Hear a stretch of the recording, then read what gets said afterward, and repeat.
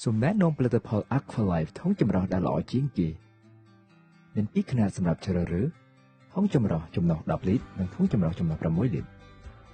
យើងបានសិក្សាយ៉ាងយកចិត្តទុកដាក់តាមបែបវិទ្យាសាស្ត្រអំពីទឹកពិសាដែលមានសារជាតិ Alkaline និង Negative Prol ដើម្បីធានាឲ្យបានថាធុងចម្រោះរបស់យើងអាចផ្ដល់នូវអត្ថប្រយោជន៍ទឹកពិសាជូនដល់លោកអ្នកនិងក្រុមគ្រួសារ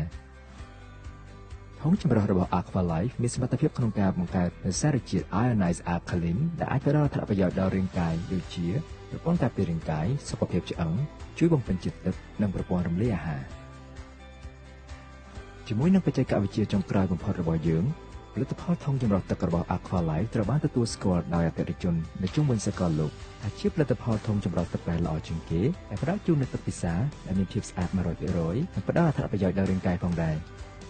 តាមរយៈបច្ចេកវិទ្យា Flow Neon របស់យើងផលិតផលធុងចម្រោះទឹករបស់ Aqualife អាចធ្វើការចម្រោះនៅបាក់តេរីដែលតូចជាងគេបំផុតហើយរក្សានូវគុណភាពទឹកពិសារបស់លោកអ្នក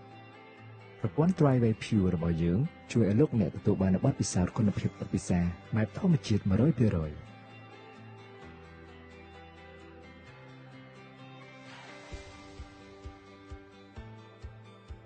គ្រប់ផលិតផលរបស់ Aqualife សុទ្ធតែទទួលបានការត្រួតពិនិត្យគុណភាពយ៉ាងល្អិតល្អន់និងមានវិញ្ញាបនបត្រទទួលស្គាល់ស្តង់ដារយ៉ាងត្រឹមត្រូវ